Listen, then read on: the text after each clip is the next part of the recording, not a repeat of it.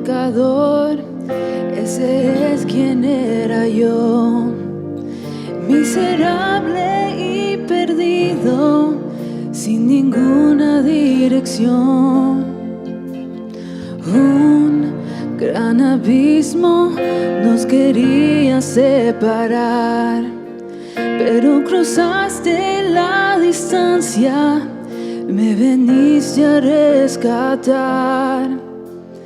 Hay división, un camino se abrió, tu trono tú dejaste por vivir en mi interior. Allí en la cruz cargaste mi dolor, mi deuda tú pagaste y me diste salvación. Te doy gracias por morir por mí. Te doy gracias, nuevo soy en ti. Te doy gracias, tengo libertad. Tu sangre derramada, el perdón me da.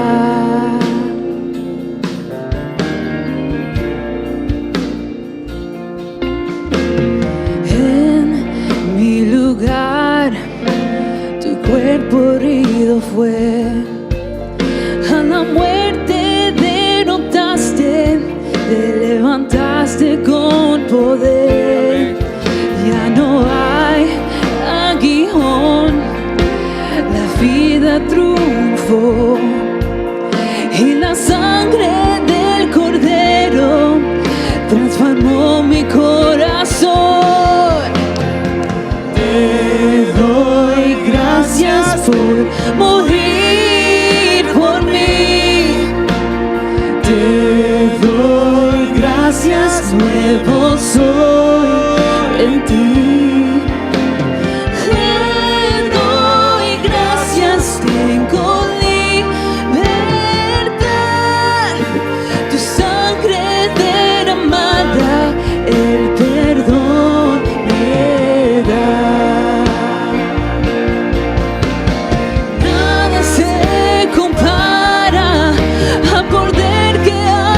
Sangre de Jesús.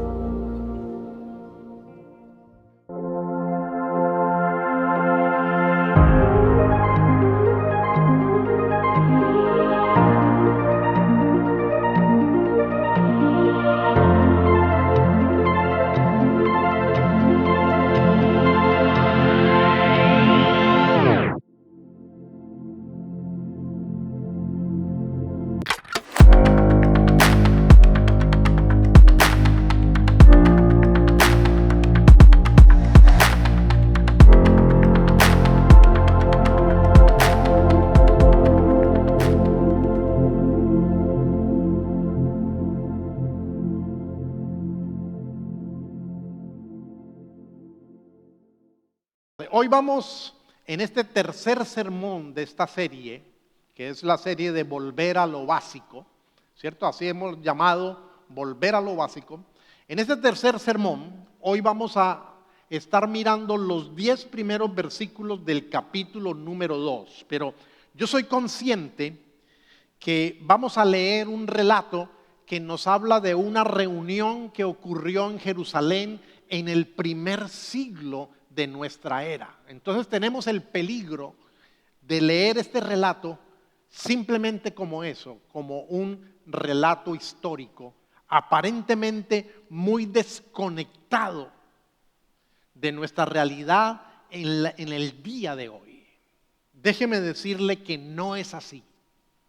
Lo que vamos a leer acerca de una reunión que ocurrió en Jerusalén en el lejano primer siglo de nuestra era, tuvo consecuencias e implicaciones tan importantes y tan pertinentes para nosotros en el día de hoy. Al leer estos versículos usted se va a dar cuenta que está leyendo cosas totalmente aplicables para hoy. Es más, yo pudiera decirles que en esa reunión Dios por su misericordia nos defendió a todos los verdaderos creyentes. Y hubo un personaje ahí llamado Tito, que de alguna manera podemos mirarlo como si Tito hubiera estado allí en representación de cada uno de nosotros, los cristianos, que no venimos de una procedencia cultural judía, sino de todos los cristianos que venimos de una procedencia cultural no judía, que la Biblia ya le llama gentil. Es como si usted hubiera estado en esa reunión, representado por Tito. Nosotros los cristianos no judíos fuimos salvados porque el evangelio en ese momento para el mundo no judío estaba corriendo un gran peligro, una gran amenaza. Y las cosas hubieran sido muy diferentes hoy si no hubiera ocurrido lo que ocurrió en esa reunión. Así que al leer ese texto lo va a pedir que usted le ponga toda su atención y que mantenga esa misma atención durante la explicación que vamos a dar en el día de hoy. Le invito a que siga conmigo la lectura ahí en la pantalla, Gálatas capítulo 2, versículos 1 al 10. Luego, después de 14 años, subí otra vez a Jerusalén junto con Bernabé y llevé conmigo también a Tito, pero subí de acuerdo con una revelación y les expuse el evangelio que estoy proclamando entre los gentiles. Esto lo hice en privado ante los de alta reputación para asegurarme de que no corro ni he corrido en vano.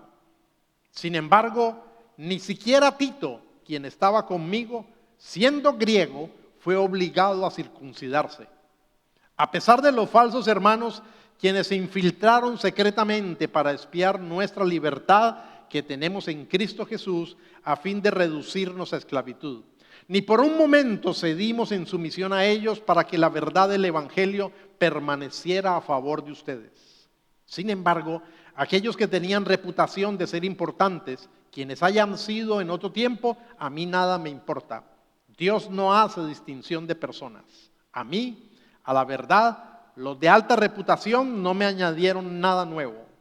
Más bien, al contrario, cuando vieron que me había sido confiado el evangelio para la incircuncisión, al igual que a Pedro para la circuncisión, porque el que actuó en Pedro para hacerlo apóstol de la circuncisión, actuó también en mí para hacerme apóstol a favor de los gentiles.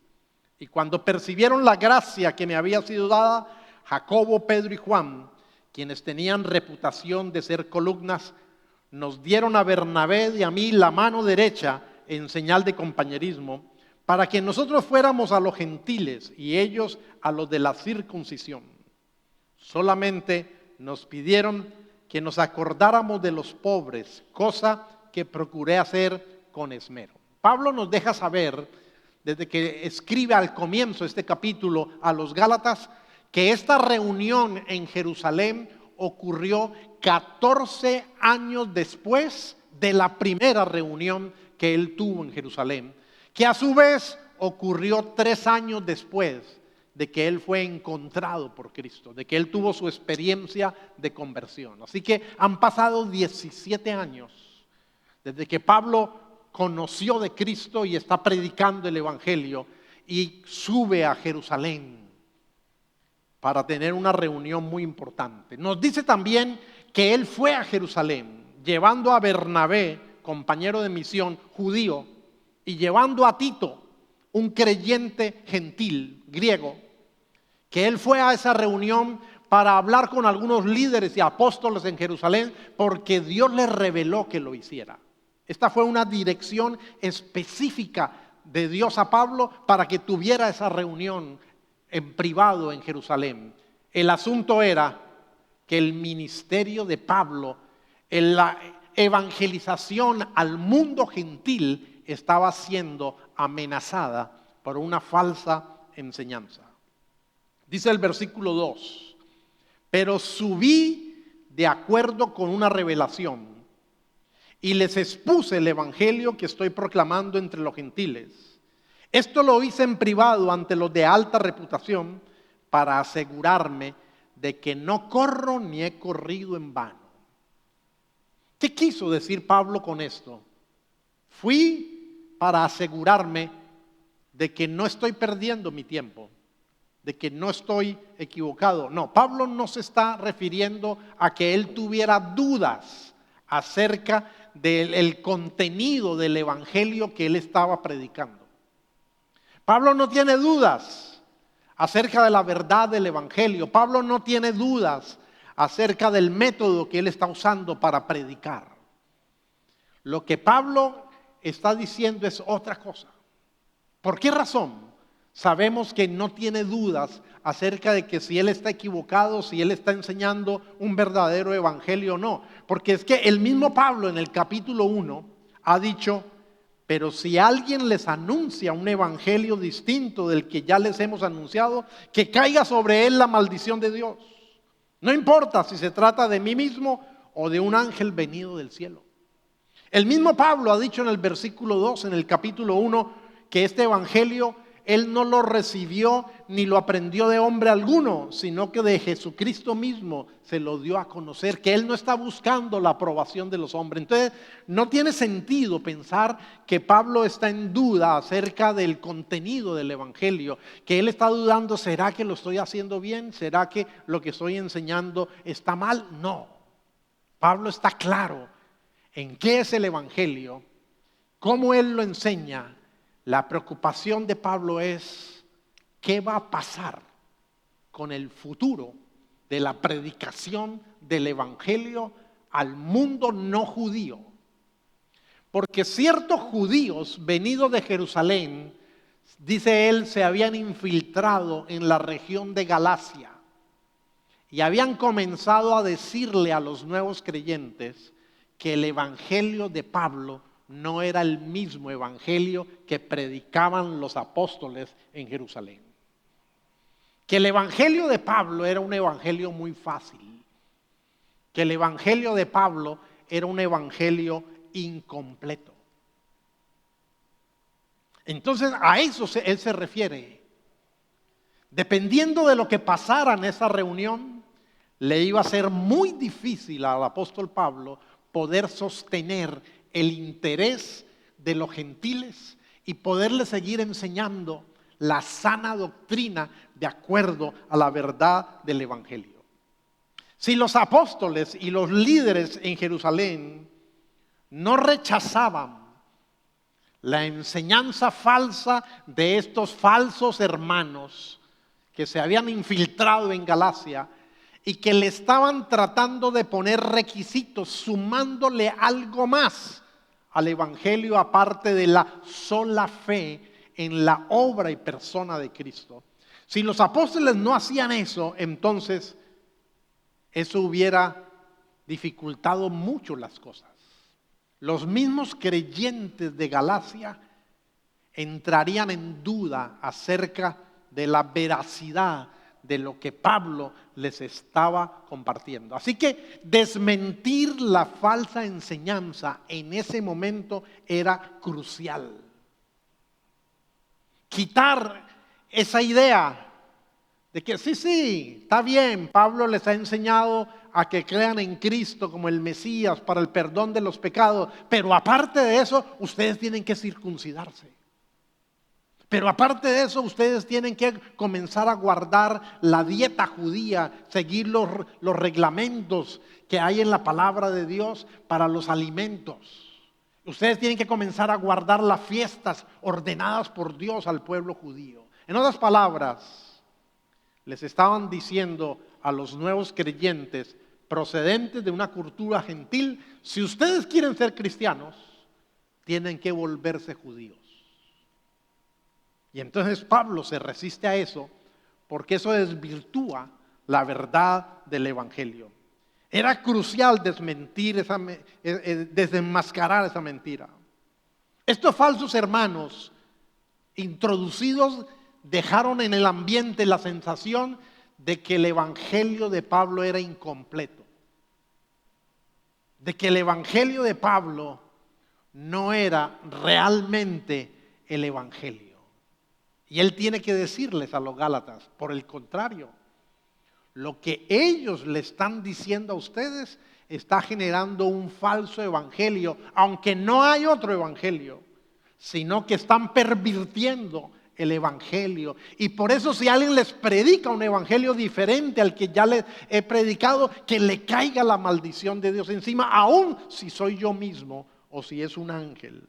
Quiero hacer un paréntesis. Entonces, entendiendo cuál era el problema que existía, había creyentes o falsos creyentes venidos de Judea en la región de Galacia que estaban imponiéndole a los nuevos creyentes que no era suficiente solo con creer en Cristo y en su obra para el perdón de los pecados y la salvación eterna, sino que había que hacer otras cosas según las demandas de la religión judía.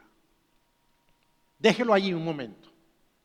Vamos a continuar con eso, de qué pasó en esa reunión. Pero quiero hacer un paréntesis que nos toca hoy, que nos atañe hoy, porque hoy en las iglesias seguimos luchando con el mismo problema de que nuestro ego humano sigue pensando, sigue sintiendo que debe y puede hacer algo para garantizar el perdón de los pecados y la obtención de la vida eterna. Esto es tan drástico, esto es tan fuerte, que toda religión, absolutamente toda religión, usted mire cualquier religión del mundo, toda religión cree que el destino eterno del ser humano, que la salvación, que el perdón de los pecados se debe al esfuerzo que la persona haga, a las obras, a los méritos. Pero a la luz del evangelio, eso es falso. El evangelio es totalmente distinto a cualquier otra religión.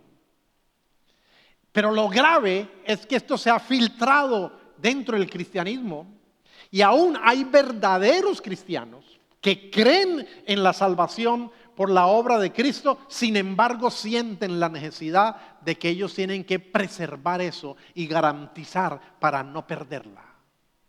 Seguimos teniendo este problema en pleno siglo XXI. ¿Sabe por qué razón? Porque la verdad del evangelio nos ofende. La verdad del evangelio nos humilla a nuestro ego. La verdad del evangelio nos dice claramente que nunca seremos merecedores del perdón de los pecados delante de Dios por nuestra obra, por nuestros méritos, que es imposible eso. La verdad del evangelio nos ofende, nos humilla, porque nos dice que la única manera para tener perdón de pecados y estar seguros que nuestro destino eterno no es la condenación, sino la salvación, es la gracia de Dios, el regalo de Dios por medio de la sola fe en Cristo Jesús. Esa es la verdad del evangelio.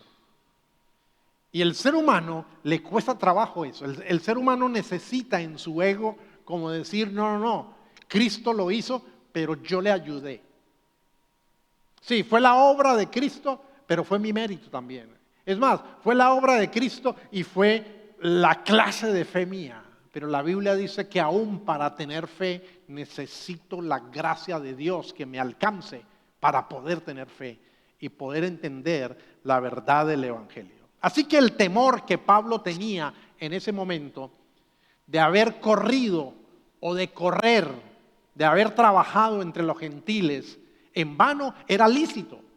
¿Qué tal si estos líderes, si estos apóstoles en Jerusalén no hubieran sido fieles a la verdad del Evangelio? Todos ellos eran de cultura judía. Todos ellos habían sido levantados en un ambiente donde ser judío era lo máximo y relacionarse con los no judíos era totalmente limitado.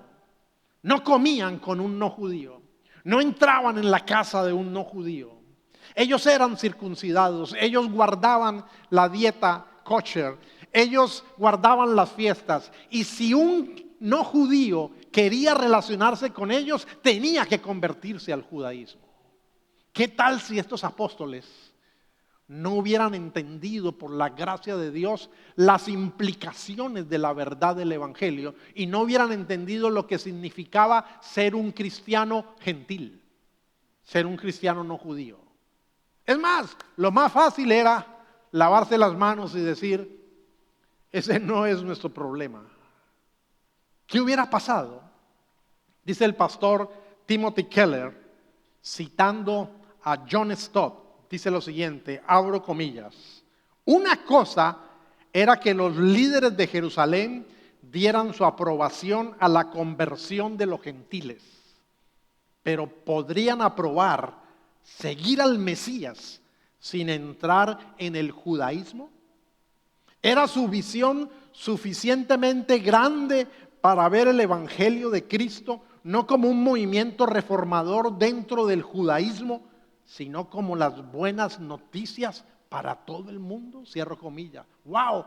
Esto es de un alcance tremendo, porque es que ellos como judíos habían sido enseñados, habían creído mal, de que la salvación era solamente para el mundo judío, de que el Mesías era judío y para los judíos nomás. Si alguien no judío quería gozar de eso, tenía que volverse judío. Pero el Evangelio dice no. La verdad de Cristo es para el mundo entero. Va más allá de las fronteras de los países, va más allá de las diferencias culturales, va más allá de las preferencias y de los gustos culturales que tengamos. Lo que pasa es que nosotros nos sentimos, humanamente hablando, nos sentimos más cómodos cuando las personas creen lo que nosotros creemos. Y si lo creen como nosotros lo creemos, a la manera en que nosotros lo hacemos, mejor para nosotros. Pero podemos, sin darnos cuenta, comenzar a imponer costumbres y expresiones culturales como si fueran requisitos divinos. Y ahí pervertimos el mensaje del Evangelio. Así que la pregunta fundamental es, hazte esta pregunta a ti para que te des cuenta que de alguna manera estuviste en esa reunión en Jerusalén. La pregunta es, ¿necesitas agregar algún tipo de comportamiento como requisito a la sola creencia en Cristo y su obra para ser salvo? Te lo hago de otra manera. Para estar seguro que tú eres salvo o que una persona es salva, aparte de la sola fe en la persona de Cristo y en su obra, en su muerte y en su resurrección, tú necesitas añadirle algún tipo de comportamiento. Por eso mi primer punto en esta mañana es libertad y veracidad del Evangelio bajo amenaza. Porque eso sucedió allí. Por eso se dio esa reunión. Por eso Dios le reveló a Pablo que fuera a esa reunión. Versículos 4 y 5. A pesar de los falsos hermanos, quienes se infiltraron secretamente para espiar nuestra libertad que tenemos en Cristo Jesús, a fin de reducirnos a esclavitud. Ni por un momento cedimos en sumisión a ellos para que la verdad del Evangelio permaneciera a favor de ustedes. Imagínense esto. Si los apóstoles no hubieran puesto interés, si ellos mismos se hubieran dejado prejuiciar por sus prejuicios culturales, si ellos mismos se dejaran prejuiciar de esa manera, ¿qué hubiera sucedido? Esto hubiera aniquilado la labor misionera hacia el mundo no judío. Esto hubiera dado incumplimiento al mandato del Señor Jesús de ir a todas las naciones, a ser discípulos y bautizándolos en el nombre del Padre, del Hijo, del Espíritu Santo. O mínimo, esto hubiera generado una división tan temprana en esta edad de la iglesia, donde dos bandos se hubieran levantado y cada bando estaría acusando al otro de no ser verdadero creyente. Y el bando de cultura judía hubiera estado insistiendo: no es suficiente creer solo en Cristo Jesús. Ustedes tienen que circuncidarse. Ustedes tienen que guardar la dieta. Ustedes tienen que hacer uso de guardar las fiestas. En otras palabras, ustedes tienen que convertirse a la cultura judía porque nosotros somos el pueblo escogido por Dios. Así que la libertad y la verdad que nos comunica el Evangelio fue comprometida, fue amenazada allí. Y todo dependía de la actitud y la respuesta que los líderes y apóstoles dieran en Jerusalén. Gracias a Dios hubo un caso práctico. Gracias a Dios no fue teórico la respuesta, sino que fue muy pragmática. Porque Pablo fue guiado a llevar con él a un gentil cristiano y lo puso delante de los apóstoles y eso los confrontó en la realidad. ¿Qué iba a pasar con Tito? Es lo que iba a pasar con usted y conmigo, que somos de cultura no judía, procedentes para llegar por la gracia de Dios al mensaje del Evangelio. Así por eso yo he pensado y le he colocado como un subtítulo: Tito fue nuestro representante. Y el diálogo allí tuvo una aplicación práctica. La pregunta es: ¿se le iba a exigir o no a Tito circuncidarse? Para nosotros es difícil entender esto. Pero si usted hubiera nacido en una familia judía, si a usted le hubieran enseñado que el resto del mundo es un mundo pagano, es un mundo idólatra, es un mundo de tinieblas que está en contra de Dios, y si a usted le hubieran enseñado que para tener amigos no judíos, ellos tienen que abrazar sus costumbres y su fe judía. Si a usted le hubieran enseñado que para jugar con un niño no judío, ese niño tenía que adquirir las normas y la familia, no entraban en casa, no comían con ellos, no se sentaban a la misma mesa con ellos. Y el punto está aquí. Llegó Tito y lo presentaron. Tito cree en Jesús como Mesías y Salvador. Tito ha creído en la obra y en la persona de Jesús para el perdón de sus pecados y la obtención de la vida eterna. La pregunta es, ellos hubieran podido decir: no, espérate, Tito no está circuncidado. No podemos tener comunión con él, porque eso es una señal de paganismo. Él tiene que circuncidarse primero. Lo increíble es que no fue así. No le pidieron que se circuncidara. Para tener comunión con él y para admitirlo como verdadero creyente, no le pidieron que se circuncidara. Así que esa fue la respuesta. Versículo 3. Sin embargo, ni siquiera Tito, quien estaba conmigo, siendo griego, fue obligado a circuncidarse. O sea que los líderes en Jerusalén estuvieron a la altura de la verdad e implicaciones del Evangelio. No le exigieron a Tito hacer nada de las costumbres y mandatos judíos para tener comunión con él y para reconocerlo como un verdadero creyente en Cristo. ¿Sabe lo que significa eso? Que Tito fue una ilustración de un principio del Evangelio.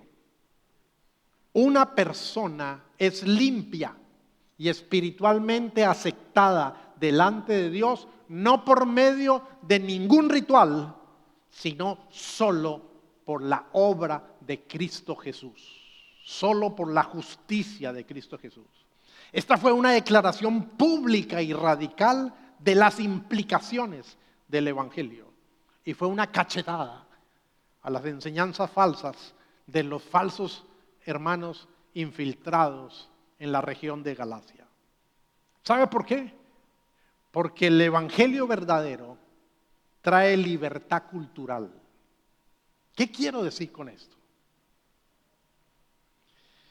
La religión, cuando hace tanto énfasis solamente en la moral, en la expresión externa cultural de lo que es correcto y de lo que es incorrecto para un creyente, cuando se hace tanto énfasis en eso, normalmente lo que hace es esclavizar al creyente. ¿Por qué razón? Porque la gente comienza a estar tan pendiente y se le enseña, y está sucediendo hoy en pleno siglo XXI, donde lamentablemente hay muchas iglesias que enfatizan tanto en qué clase de ropa deben ponerse las mujeres o qué clase de ropa no deben ponerse las mujeres. Si deben usar slad, pantalón o falda o vestido. Si se deben pintar o no se deben pintar. Si el cristiano debe bailar o no bailar. Si es pecado tomar alguna bebida con licor o no. Cuando eso sucede y el cristiano hace tanto énfasis en eso, ¿sabe cuál es el resultado? Que los creyentes son esclavizados y comienzan a ser empujados para, en medio de la sociedad, de la cultura, generar guetos, pequeños grupos, subculturas. Y esos cristianos comienzan a perder la capacidad de tener contacto con el resto del mundo no cristiano para poder ser sal y luz para ese mundo no cristiano. Se comienza a generar una subcultura y unos guetos y una presión. ¿Por qué razón? Porque si usted y yo tomamos lo que se llama el decoro a nivel, el decoro cultural, y lo volvemos una virtud espiritual, comenzamos a esclavizar a la gente con el énfasis de qué es lo correcto culturalmente.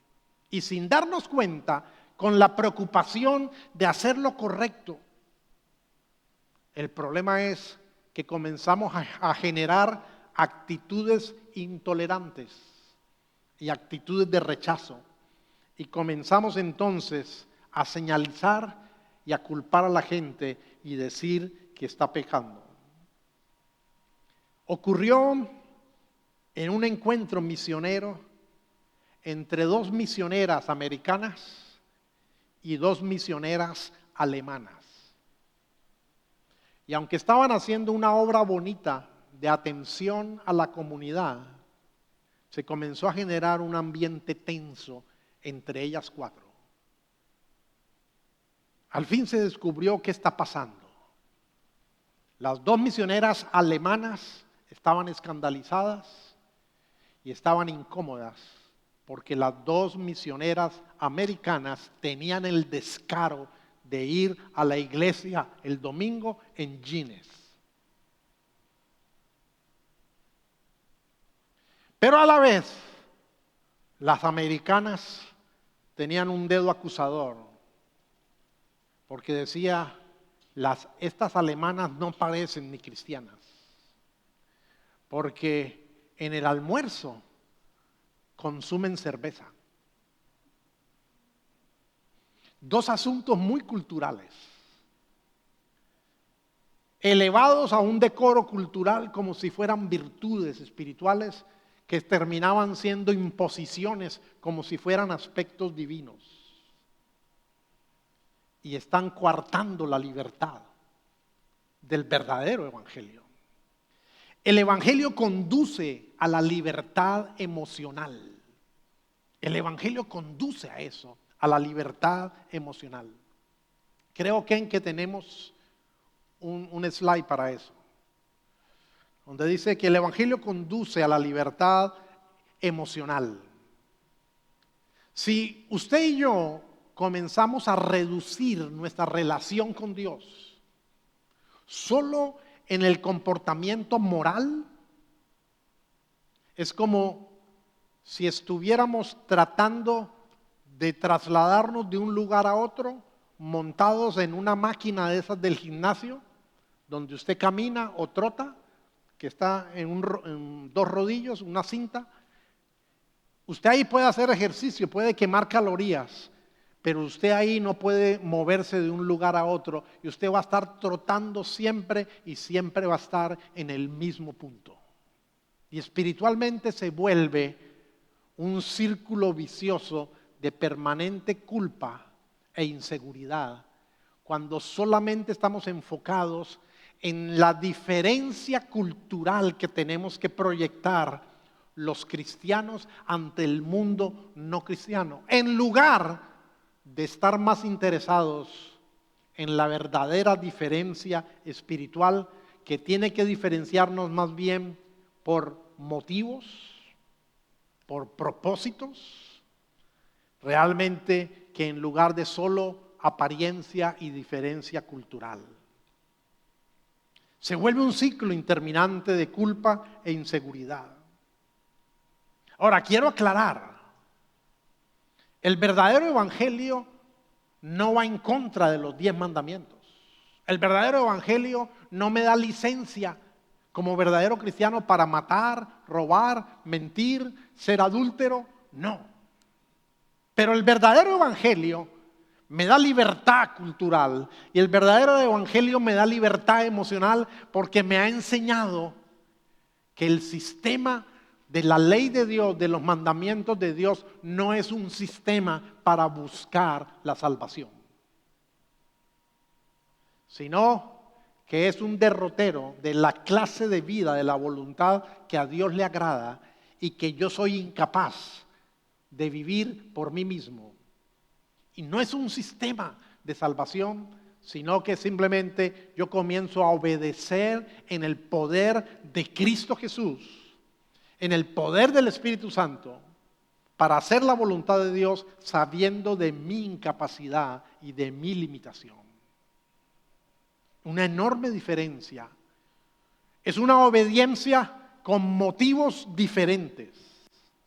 Es una obediencia con razones totalmente diferentes. Déjame hacerte esta pregunta muy honesta. ¿Te has sentido alguna vez culpable e inseguro de tu relación con Dios? En esos momentos que te sentiste así, ¿en qué colocaste tu confianza para saberte aceptado y perdonado por Dios? A la luz del verdadero evangelio, la única base para eso es Cristo. La obra y persona de Cristo. Si colocaste tu confianza en algo que tú hiciste, que tú lograste o que tú prometiste no volver a hacer, estás tratando de añadirle al evangelio y estás perdiendo su esencia. Lo estás permitiendo. ¿En dónde está realmente tu confianza? Y el verdadero evangelio me dice es en Cristo y en su obra solamente, únicamente. Por eso mi segundo punto es la unidad dada por el evangelio bajo amenaza, porque al igual que la libertad y la verdad, en esa reunión en Jerusalén, la unidad también fue puesta bajo amenaza. ¿Por qué razón? Porque es que la unidad cristiana entre verdaderos cristianos no puede depender de diferencias culturales, ni es regida por la afinidad cultural. No puede depender de eso. Así que nosotros tenemos que ser muy cuidadosos y consecuentes cuando yo digo yo creo en el Evangelio. Así como a Tito no se le obligó a circuncidarse, mucho cuidado que nosotros estemos tratando de agregarle algo a la sola fe en Cristo Jesús para el perdón de los pecados y la obtención de la vida eterna. Déjeme colocarle ejemplos concretos. Yo amo que una persona que llega y entiende que fue alcanzada por Cristo, que Cristo vino a buscarla, que ahora comienza su caminar con Cristo. Yo amo y deseo que esa persona se bautice en agua. Por varias razones. Porque lo haga entendiendo lo que es su unidad con Cristo y su identificación inseparable con Cristo. Que lo haga como un testimonio público de decirle a toda la gente: yo creo en Cristo, Jesús es mi Señor y Salvador. Y yo amo que lo haga en obediencia y convicción al mandato de Cristo y de hacer discípulos bautizándolos. Pero no puedo enseñar que si no se bautiza no es un verdadero cristiano. No puedo exigir el bautismo como un requisito para decirle: tu fe en Cristo no es suficiente, tienes que bautizarse. Porque en la Biblia no está así. Es un mandato de Cristo, tiene un propósito didáctico enorme, extraordinario, y estoy convencido de que cuando un cristiano lo hace entendiendo eso, tiene un significado en su relación con Dios, en su entendimiento de lo que es estar en Cristo Jesús. Y es un testimonio público hermoso, pero no es un requisito para ser salvo. Porque si no, ¿qué pasó con el ladrón que murió al lado de Cristo Jesús, al cual Jesús le dijo: hoy estarás conmigo en el paraíso? No tuvo tiempo de bautizarse. Si no, ¿qué implicaría eso de que no podríamos compartir el Evangelio a gente que está muriendo en una cama, donde ya no hay opción para que él practique nada, sino solamente se arrepienta y crea? Cuidado con enseñar. Sí, yo sé que somos salvos mediante la fe, pero solamente podemos estar seguros que somos verdaderos cristianos si tenemos ciertos distintivos, como pertenecer a cierta iglesia, como abstenernos de determinadas cosas, como beber licor o hablar en lenguas o aceptar determinadas doctrinas que no son fundamentales en la creencia cristiana, doctrinas que durante más de 2000 años la iglesia ha tenido diferentes opiniones y ha estado debatiendo en ellas. No estoy hablando de doctrinas fundamentales como la divinidad de Cristo o de solamente ser perdonado mediante la fe únicamente en Cristo Jesús. Porque no sea que estemos entrando en el campo donde podemos perder la esencia del Evangelio, y lo que estaba pasando en esa reunión era eso: se podía haber perdido la esencia del Evangelio. No hay otro Evangelio, dijo Pablo, pero el verdadero Evangelio puede verse comprometido aún por nuestras costumbres culturales. Podemos estar muy casados con nuestro estilo de música, con nuestro argot, y no estar dispuestos ni siquiera a hacer cambios para identificarnos con aquellos que no se identifican con nosotros. Sin embargo, Pablo dijo: yo con el judío soy judío y con el gentil soy gentil. Todo con tal de ganar a uno más para Cristo Jesús. Esa es la realidad. Dicen los versículos 8 al 10. Porque el que actuó en Pedro para hacerlo apóstol de la circuncisión, actuó también en mí para hacerme apóstol a favor de los gentiles. Y cuando percibieron la gracia que me había sido dada, Jacobo, Pedro y Juan, quienes tenían reputación de ser columnas, nos dieron a Bernabé y a mí la mano derecha en señal de compañerismo, para que nosotros fuéramos a los gentiles y ellos a los de la circuncisión. Solamente nos pidieron que nos acordáramos de los pobres, cosa que procuré hacer con esmero. Los apóstoles estuvieron a la altura de la verdad del evangelio y sus implicaciones, y ellos entendieron que era un solo evangelio, pero con llamados diferentes, a culturas diferentes, y que muchas veces va a exigir hasta métodos diferentes. La implicación de esto es que el evangelio debe ser predicado en diferentes culturas, a diferentes clases de personas, lo cual nos exigirá comprender la cultura y adaptar el mensaje sin perder su esencia. Déjeme contarle, para ir finalizando, este ejemplo. Un misionero a tribus nativas, a tribus indígenas con poco contacto con el resto del mundo, trató de predicar el evangelio, aprendió el lenguaje de esa tribu, y cuando se sintió listo, predicó un sermón, una enseñanza, donde habló de la fidelidad y de la entrega de Cristo versus la traición de Judas. Pero como se dice, el tiro salió por la culata. Todo fue al revés.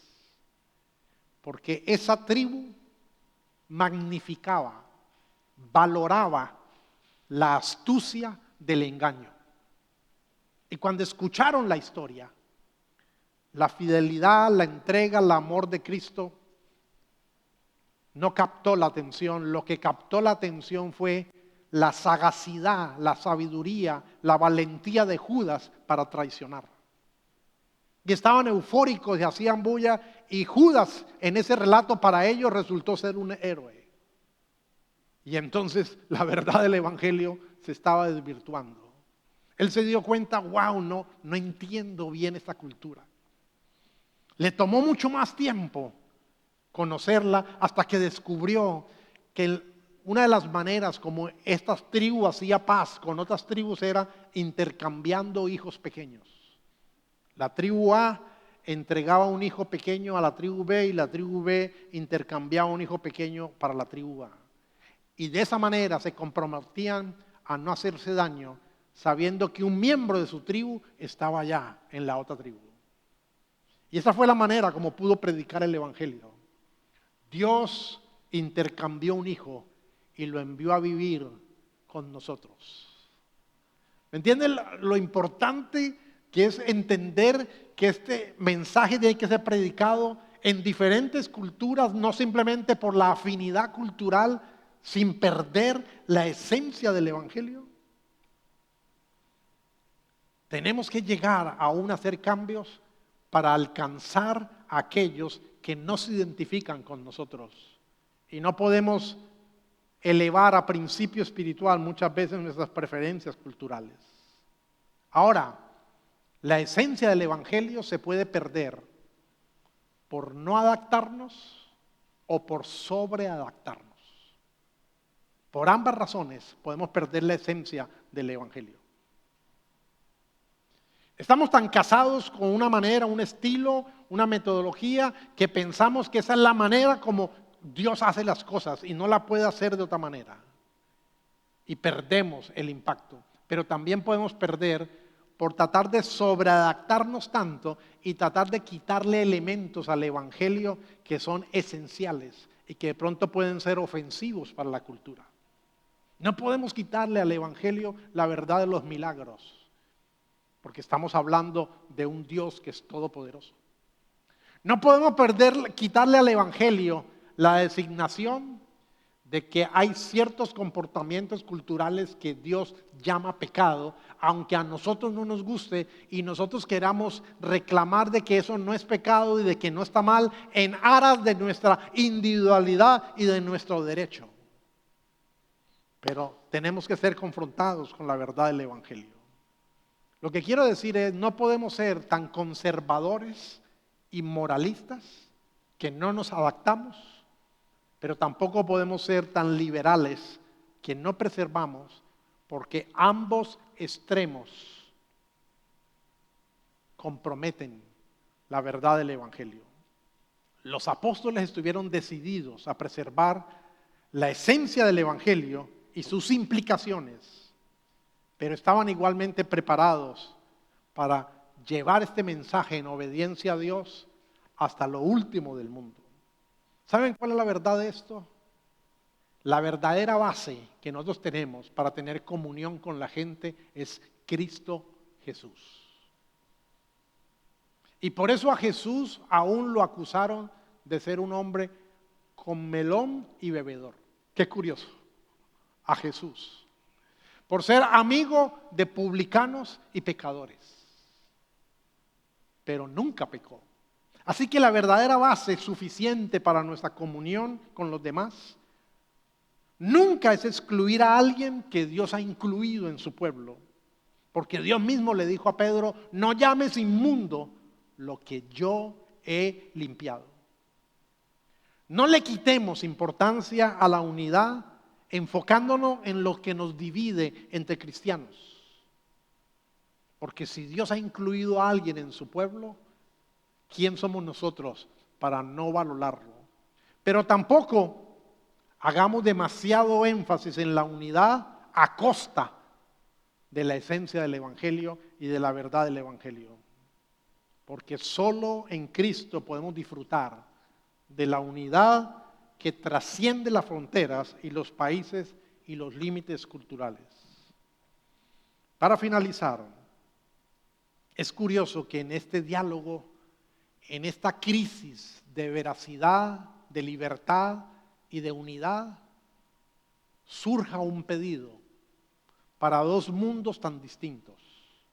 Pedro al mundo judío, Pablo al mundo gentil, pero ambos acuérdense del cuidado a los pobres como una característica de unidad. Es bien interesante eso y es algo que yo pienso que nosotros, los cristianos del mundo occidental, cada día tenemos que reevaluar. ¿Cuál es nuestro compromiso realmente con los pobres? Que en la Biblia se habla mucho de eso. Termino con esto. ¿Conoces? ¿Entiendes el mensaje del Evangelio? ¿Crees sin ninguna reserva en el mensaje del Evangelio? ¿Está tu confianza en Dios para la obtención del perdón de tus pecados y la herencia de la vida eterna colocada solo por fe en la persona y obra de Cristo? Déjame preguntártelo así. ¿Cristo te es suficiente? ¿O necesitas algo más? ¿Entiendes que solo por gracia y no por obras? ¿No es por esfuerzo y desempeño humano? Responder a eso en tu vida es tan crucial como lo fue la respuesta que dieron en Jerusalén para el futuro de la predicación al mundo gentil. Muchas gracias por conectarse con nosotros. Si no lo has hecho, no olvides suscribirte a nuestro canal para que no te pierdas ninguno de nuestros episodios. Compártelos con tus amigos y familiares y no olvides que puedes unirte a nosotros en persona cada domingo a las 11:30 AM.